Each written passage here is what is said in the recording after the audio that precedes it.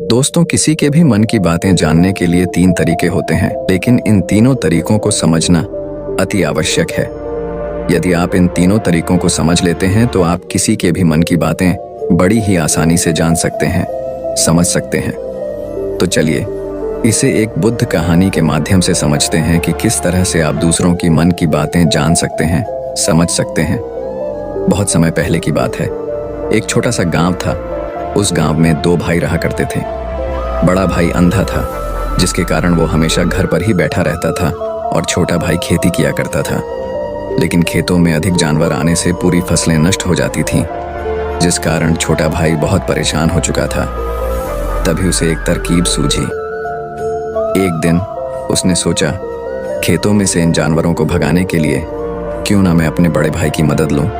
वैसे भी बड़े भैया अंधे, अगर वह खेत में बैठे रहेंगे और जानवरों की आहट आने पर वह उन्हें जोर से चिल्लाकर भगा सकते हैं, जिससे हमारी फसलें बच सकती हैं। इसलिए उन्हें मैं खेत में बिठा देता हूँ। ये सब सोच विचार करने के बाद उसने अपने खेत में ही एक छोटी सी झोपड़ी तैयार की और अपने अंधे भाई को उस खेत में बैठा दिया और उनसे कहा, भैया, यदि कोई जानवर की आहट आपको सुनाई दे तो आप जोर जोर से चिल्लाना। यह सुनकर वह जानवर यहाँ से भाग जाएंगे और हमारी फसलें नष्ट होने से बच जाएगी। बड़ा भाई अपने छोटे भाई की बात मान लेता है और वो उस दिन से खेत में ही रहना शुरू कर देता है। जब भी किसी जानवर की आहट उसे सुनाई देती तो वो तुरंत जोर जोर से चिल्लाना शुरू कर देता, जिससे वह जानवर उसके खेतों से भाग जाते। ऐसा करते करते कई दिन बीत चुके थे। तभी एक दिन उसके खेत में एक हिरण भागता हुआ था और वह खेत के बांध को तोड़कर वहां से भाग गया। लेकिन उसी हिरण का पीछा करते हैं एक राजा भी उस खेत में आ पहुंचा। तभी राजा की नजर उस अंधे भाई पर पड़ती है। राजा उस व्यक्ति से कहता है, देखो, मैं यहाँ पर एक जानवर का पीछा करते हुए आया हूँ। क्या तुमने उस जानवर को यहाँ पर देखा है? इस पर वो व्यक्ति कहता है राजन, मैं तो अंधा हूँ। मैं भला किसी जानवर को कैसे देख सकता हूँ? लेकिन मैं आपको इतना जरूर बता सकता हूँ कि जो जानवर मेरे खेतों से होकर भागा है वह आपके लायक नहीं है। आप उसके पीछे अपना समय यूं ही व्यस्त कर रहे हैं। राजा उस अंधे व्यक्ति की बात सुनकर बड़ा अचरज में पड़ गया। वो ये सोचने लगा कि आखिर यह तो अंधा है, फिर इसे कैसे पता कि जिसे हिरण को मैं तलाश रहा हूं वह हिरण मेरे लायक है ही नहीं। ये अंधा व्यक्ति मुझे कैसे बता सकता है? तभी राजा उस अंधे व्यक्ति से कहता है, कहीं तुम मुझसे झूठ तो नहीं कह रहे हैं? एक तरफ तुम ये कहते हो कि तुम अंधे हो और दूसरी तरफ तुम ये भी कह रहे हो कि जो जानवर यहाँ से भागा है वो मेरे लायक नहीं है। इस पर वो अंधा व्यक्ति कहता है, हे राजन, जिसे आप एक हिरण समझ रहे हैं, असल में वह एक हिरण नहीं है, बल्कि एक हिरणी है, और वह भी गर्भवती है। और जहाँ तक मुझे ज्ञान है, मैंने कभी किसी राजा को किसी गर्भवती हिरणी का शिकार करते हुए नहीं सुना है, और इसी कारण मैं आपसे ये कह रहा हूँ कि वो आपके लायक नहीं है। आप उसके पीछे अपना समय व्यर्थ ना करें। यह सुनकर राजा और भी अचरज में पड़ गया। वो ये सोचने लगा कि आखिर ये अंधा आदमी यह कैसे जान सकता है कि वो हिरणी है और गर्भवती है। राजा कुछ देर सोच विचार करने के बाद अपने सेनापति से कहता है, सेनापति जी, मुझे वो जानवर जिंदा चाहिए, क्योंकि मुझे यह पता करना है क्या वो हिरणी है और क्या वह गर्भवती है, क्योंकि यह अंधा आदमी बहुत विश्वास के साथ कह रहा है और मुझे इस बात की पुष्टि करनी है। यदि वह हिरणी हुई और गर्भवती हुई तो वह हमारे शिकार के लायक नहीं है, क्योंकि हम तो एक हिरण का पीछा कर रहे थे। इसलिए जाओ और पता करो कि क्या वो हिरणी है। सेनापति राजा से आज्ञा लेकर आगे की ओर बढ़ चलता है, और कुछ देर बाद जब वह वापस लौट कर आता है तो वह राजा को कहता है, हे राजन, इस अंधे आदमी ने जो भी बातें कही हैं वो बिल्कुल सही है। वो एक हिरणी ही है और वह गर्भवती भी है। यह सुनकर राजा आश्चर्यचकित रह गया। उसे समझ नहीं आ रहा था कि आखिर अंधा आदमी कैसे पता कर सकता है कि वह जानवर एक हिरणी है, और तो और वह गर्भवती है। भला एक अंधा आदमी यह कैसे देख सकता है, यह कैसे जान सकता है? आखिर इससे यह कैसे पता चला? ऐसे कई सारे प्रश्न अब राजा के मन में उमड़ने लगे। अब राजा ने यह ठान लिया था कि मुझे इस बात की तह तक पहुंचना ही है कि आखिर ये अंधा आदमी कैसे जानता है कि वह जानवर एक हिरणी है। ये सोचकर राजा उस अंधे आदमी के पास जाता है और उस अंधे आदमी से कहता है, देखो, मैं ये तो नहीं जानता कि तुम सचमुच अंधे हो या नहीं, लेकिन मैं तुमसे एक बात जानने आया हूँ। क्या तुम मेरे प्रश्न का सही सही जवाब दोगे? इस पर अंधा व्यक्ति कहता है राजन, आप जो कुछ पूछना चाहते हैं मुझसे पूछ सकते हैं, मैं आपको बिल्कुल सच सच जवाब दूंगा। इस पर राजा कहता है, देखो, एक तो तुम कहते हो कि तुम अंधे हो और दूसरी तरफ तुमने यह बता दिया कि जिस जानवर का पीछा मैं कर रहा हूँ वह एक हिरनी है, और तो और वह गर्भवती भी है। आखिर तुम्हें यह कैसे पता चला? तुम्हारे खेत में और भी तो जानवर आते होंगे, और भी तो जानवर यहाँ से गुजरते होंगे, फिर तुमने यह कैसे अंदाजा लगाया? तभी वह अंधा व्यक्ति राजा से कहता है, राजन, आप जिस हिरनी का पीछा कर रहे थे वही हिरनी जब मेरे खेत में आई, उसकी रफ्तार और उसके भागने की आहट से मुझे यह एहसास हो चुका था कि यह एक हिरनी है, और मेरे खेत की जो बांध है वह बहुत छोटी है, उसकी ऊंचाई ज्यादा नहीं है। यदि कोई हिरण होता तो उस बांध को बड़ी आसानी से लांघ जाता, लेकिन वह हिरनी इस बांध को तोड़कर भागी है, और यदि वह इस बांध को छलांग लगाकर पार करने का प्रयास करती तो इससे उसके बच्चे को खतरा होता, और इसी बात से मैंने ये पता लगा लिया कि वह गर्भवती है। इस कारण वह ज्यादा ऊंची छलांग लगाकर मेरे खेत की बांध को तोड़ते हुए भाग गए। इस पर राजा के मन में एक और प्रश्न उठा। राजा ने कहा, किंतु तुम्हें कैसे पता चला कि वह एक हिरनी ही है? और भी तो कोई जानवर यहाँ पर आ सकते हैं। इस पर वह अंधा व्यक्ति कहता है, हे राजन, मैं पूरा दिन सुबह शाम यहीं पर बैठा रहता हूँ और मेरी सुनने की शक्ति बहुत तेज है। मैं ये भाप जाता हूँ कि कौन सा जानवर मेरे खेत में आया है, और उसी के आधार पर मैं जोर जोर से चिल्लाता हूँ ताकि वो मेरे खेत से भाग जाए और वो मेरे खेत की फसलों को नष्ट ना कर पाए। राजा उस अंधे आदमी का यह जवाब सुनकर पूरी तरह से संतुष्ट हो चुका था। वह मन ही मन यह सोच रहा था कि आदमी भले ही अंधा हो, लेकिन यह तो बड़ा ज्ञानी मालूम पड़ता है।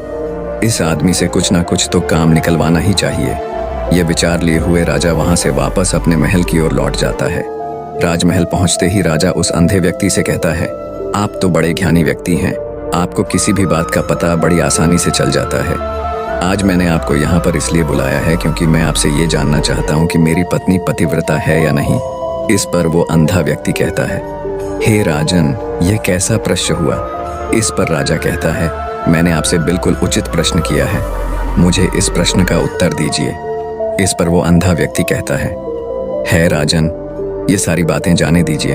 आपकी शादी को इतने साल बीत चुके हैं और अब आप ये बात क्यों जानना चाहते हैं?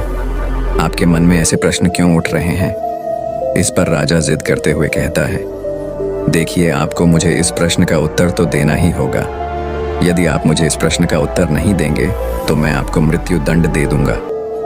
राजा के मुख से यह बात सुनकर वह अंधा व्यक्ति कहता है राजन, यदि आप इस प्रश्न का उत्तर चाहते हैं तो उसके लिए आपको मेरा एक काम करना होगा। राजा कहता है, बोलो, मुझे क्या काम करना होगा? इस पर व्यक्ति कहता है, इसके लिए आपकी पत्नी को मेरे साथ कमरे में अकेले छोड़ना होगा। उस अंधे व्यक्ति की यह बात सुनकर राजा पहले तो क्रोधित हो जाता है, लेकिन फिर कुछ सोच विचार करने के बाद वह उस व्यक्ति की बात मान लेता है और अपने सेनापति को आदेश देता है, सेनापति जी, इस व्यक्ति को और मेरी पत्नी को एक कमरे में कुछ देर के लिए अकेला छोड़ दें। सेनापति बिल्कुल वैसा ही करता है। अब राजा की पत्नी और अंधा आदमी एक कमरे में बंद हो चुके होते हैं। तभी वो अंधा आदमी राजा की पत्नी से कहता है, मुझे आपको छूना है। इस बात पर रानी अत्यधिक क्रोधित हो जाती है और उस अंधे आदमी को वो पकड़ पकड़ कर पीटने लगती है, कभी हाथों से तो कभी लातों से तो कभी पटक पटक कर। इस तरह से उन्होंने उस अंधे आदमी की खूब पिटाई की। उसके बाद किसी तरह से वह अंधा आदमी अपनी जान बचाकर वहां से भाग निकलता है और वह राजा जा के पास पहुंचता है और वह राजा से कहता है, हे राजन, आपकी पत्नी पतिव्रता नहीं है। यह बात सुनकर राजा अत्यधिक क्रोधित हो उठता है और राजा अपनी तलवार निकालकर सीधा अपनी पत्नी की ओर जाता है और क्रोधित होकर वह अपनी रानी से कहता है, रानी जी, आज मैं जो भी सवाल आपसे करने वाला हो उसका मुझे सच सच जवाब दीजिएगा, और यदि आपने एक शब्द भी झूठ कहा तो मैं आपका अभी के अभी सर धड़ से अलग कर दूंगा, तभी आगे बढ़े। राजा कहता है, मुझे बताइए, क्या आप पतिव्रता हैं या नहीं? इस पर रानी कहती है राजन, आप भले ही मुझे जान से मरवा दीजिए, लेकिन मैं पतिव्रता नहीं हूँ। राजा यह बात सुनकर बहुत खुश हुआ, क्योंकि उस अंधे आदमी ने जो भी कहा था वह बिल्कुल सच था। यह बात सुनकर तुरंत ही राजा उस आदमी के पास पहुंचता है और आकर उस अंधे आदमी से कहता है, तुम्हें कैसे पता चला कि मेरी पत्नी पतिव्रता नहीं है? इस पर वह अंधा आदमी कहता है, हे राजन, बड़ी सीधी सी बात है। मैंने तो आपकी पत्नी से बस इतना ही कहा था कि मुझे आपको छूना है। और इस बात पर वह इतना क्रोधित हो उठी कि उन्होंने गुस्से में आकर मुझे लात घूंसों से पीटना शुरू कर दिया। और भला कोई औरत किसी और मर्द को कैसे छू सकती है? लेकिन उन्होंने ना आप देखा न ताव, बस लात घूंसे मुझ पर बरसाने शुरू कर दिए। वह भी तो एक छूना ही हुआ, और एक पतिव्रता नारी कभी भी पराये मर्द को नहीं छूती। जब मैंने उसे छूने के लिए कहा था तो वह उस वक्त मुझे मना कर सकती थी, लेकिन उन्होंने तो मुझे पीटना शुरू कर दिया और देखते ही देखते उन्होंने मेरे पूरे शरीर को छू लिया। अब आप ही बताइए, ऐसी स्त्री भला पतिव्रता कैसे हो सकती है? इस पर राजा कहता है, तुम तो बड़े ज्ञानी मालूम पड़ते हो। अच्छा ठीक है, चलो तुम मेरे एक प्रश्न का और जवाब दो। यदि तुमने मुझे इस प्रश्न का सही सही जवाब दे दिया तो मैं तुम्हें यहां से जाने दूंगा। आगे राजा उस अंधे आदमी से कहता है कि तुम मुझे यह बताओ, क्या मैं सच में अपने पिताजी का ही बेटा हूं या फिर किसी और का? इस पर वह अंधा भी कहता है, हे राजन, इस बात से आपका क्या लेना देना? आप किसी की भी औलाद हो, आखिर आप हैं तो इस राज्य के राजा, इसलिए इस प्रश्न को जाने दीजिए। लेकिन राजा कहता है, नहीं नहीं, मुझे इस प्रश्न का सही सही जवाब चाहिए, अन्यथा यह प्रश्न मुझे हमेशा परेशान करता रहेगा। इसलिए मैं इसका सही सही जवाब जानना चाहता। यदि तुम इसका सही सही जवाब दे देते हो तो तुम यहाँ से जा सकते हो, मैं तुम्हें नहीं रोकूंगा। इस पर वह अंधा आदमी कहता है, हे राजन, इसके लिए तो मुझे आपके माँ के पास भी जाने की कोई आवश्यकता नहीं है। मैं आपको अभी अभी ये बता सकता हूँ कि आप किसकी औलाद हैं, लेकिन उससे पहले मैं चाहता हूँ कि आप मुझसे एक वादा करें कि आप मुझ पर क्रोध नहीं करेंगे। राजन ने कहा, मैं तुमसे वादा करता हूँ, मैं तुम पर क्रोध नहीं करागा। इसके बाद वह अंधा आदमी राजा से कहता है राजन, आप हैं तो अपने ही पिता के पुत्र, लेकिन आप पर एक कंजूस सेठ की छाया पड़ी हुई है। यह सुन राजा बहुत क्रोधित हो उठा और वह तुरंत तलवार निकालकर अपनी माँ के पास जा पहुंचा। वह वहां पर पहुंचने के बाद अपनी माँ से कहता है, माँ, मुझे सच सच बताइए, क्या मैं अपने ही पिता का पुत्र हूं या नहीं? यदि आपने मुझे सही सही नहीं बताया तो वह यहीं पर अपने प्राण त्याग दूंगा। मुझे बताऊं क्या सच है? इस पर उस राजा की माँ कहती, बेटा, तू है तो अपने ही पिता का पुत्र, लेकिन तुम्हारे ऊपर एक कंजूस सेठ की छाया पड़ी हुई है। जब मैं एक बार नहाने के बाद अपना मुंह आईने में देख रही थी, तभी उस कांच के पीछे मुझे एक कंजूस सेठ नजर आता है और उसी की छाया तुम पर पड़ चुकी है। ये सुन राजा बहुत खुश हो जाता है और वह तुरंत दौड़ा दौड़ा वापस उस अंधे आदमी के पास पहुंचता है और उस अंधे आदमी से कहता है, तुम्हें यह कैसे पता चला कि मुझ पर एक कंजूस सेठ की छाया पड़ी हुई है? इस पर वह आदमी कहता है राजन, आपने मुझसे कई सारे सवाल पूछे जिनका जवाब मैंने आपको सही सही दिया है। यदि कोई और राजा होता तो मुझे इसके बदले में ढेरों सारे इनाम मिल चुके होते, लेकिन अब तक आपने एक फूटी कौड़ी तक नहीं दी है। इस बात से ही मैंने अंदाजा लगा लिया था कि आप बहुत कंजूस हो। ये बात सुनकर राजा झकझोर से हंसने लगा और कहता है कि आप जो भी मांगेंगे वह मैं आपको अवश्य दूंगा, लेकिन मुझे यह बताओ कि तुम्हें कैसे पता चल जाता है कि कौन सी बात सही है और कौन सी गलत? तुम किसी भी बात का इतना सटीक और सही जवाब कैसे दे पाते हो? इस पर वह अंधा आदमी कहता है, हे राजन, मैं तो वैसे ही अंधा हूँ। यदि मेरी आंखें होती तो मैं किसी की भी मन की बातें बड़ी सरलता से जान लेता। मन की एक भाषा होती है और यह भाषा मनुष्य के शरीर के व्यवहार के रूप में देखी जा सकती है। उसकी आंखों से, उसके होंठों से, उसके काम करने के तरीके से, उसकी क्रियाओं से पता किया जा सकता है कि उसके मन में क्या चल रहा है। उसके आधार पर हम किसी के भी मन की बातें जान सकते हैं, लेकिन मैं तो अंधा हूँ, मैं देख नहीं सकता, इसलिए मैं क्रियाओं से देखता हूँ। यदि मुझे कोई बात जाननी हो तो अगले आदमी को कुछ काम देना पड़ता है, जिस पर वह व्यक्ति किस प्रकार काम करता है, किस तरीके से इस काम को करता है, उसके आधार पर ही मैं यह पता कर पाता हूँ कि उसके मन में क्या चल रहा है। तभी वह राजा कहता है, तो क्या इसका अर्थ यह हुआ कि मैं भी किसी के मन की बातें जान सकता हूँ? इस पर वह अंधा आदमी कहता है, हे राजन, अवश्य आप भी किसी भी व्यक्ति के मन की बात जान सकते हैं, किंतु उससे पहले आपको अपने ऊपर काम करना होगा। और वह काम है अपने मन को शांत कर अपने मन को वर्तमान में लाना, जिसके लिए मैं आज आपको 3 तरीके बताने वाला। और ये तीनों ही तरीके बड़े ही आसान और सरल हैं। किंतु हे राजन, उससे पहले आपको एक काम करना होगा, अपने मन को एकाग्र करना हो।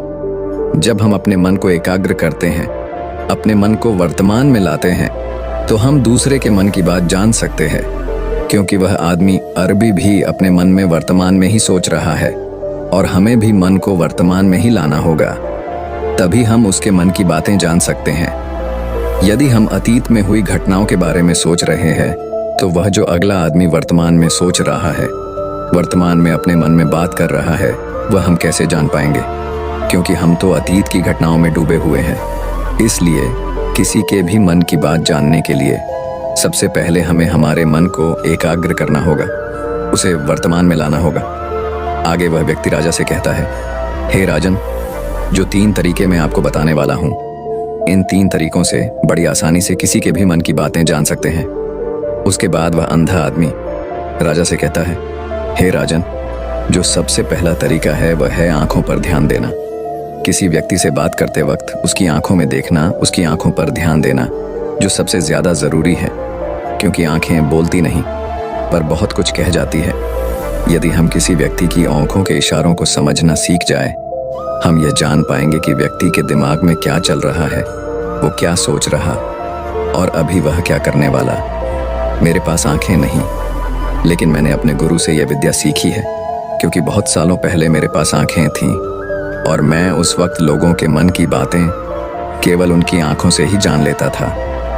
इसलिए यदि आप भी दूसरों की मन की बातें जानना चाहते हैं, तो आपको भी उनकी आंखों पर गौर करना चाहिए, जैसे कि उनका आकार कैसा है, वह कब, कहाँ और किधर देख रहे हैं। यदि उसकी आंखें यहाँ वहाँ घूम रही है, जब आप उससे बातें कर रहे हैं, तो वहाँ वह इधर उधर मोड़ रहा है, कभी ऊपर तो कभी नीचे या कभी आसपास, या फिर उसकी आंखें खुश नजर आ रही हैं या फिर आंखें निराश नजर आ रही हैं, जैसे कि चोर होता है, उसकी आंखों में जब हम देखते हैं तो हमें ये पता चलता है कि अगले आदमी ने कोई गलती की है। ठीक उसी प्रकार जब हम किसी चालाक व्यक्ति की आंखों में देखते हैं, तो आपको पता चलेगा कि उसकी आंखों में एक भाषा होती है, एक बहुत ही सीधा और आसान तरीका होता है। यदि आपको यह पता लगाना है कि सामने वाला व्यक्ति आपसे झूठ कह रहा है या फिर सही, तो आपको उसकी आंखों पर ध्यान देना अति आवश्यक है। यदि आपसे बात करते वक्त वह व्यक्ति अपनी आंखें यहाँ वहाँ घुमा रहा है, ऊपर नीचे इधर उधर दाएं बाएं हर जगह देख रहा है, तो इसका अर्थ ये हुआ कि वह उस बात से निकलने का कोई रास्ता ढूंढ रहा है और कोई झूठ बना रहा है। यदि सामने वाला व्यक्ति आपसे कुछ झूठ कहने का प्रयास कर रहा है, तो वह आपसे नजर नहीं मिलाएगा।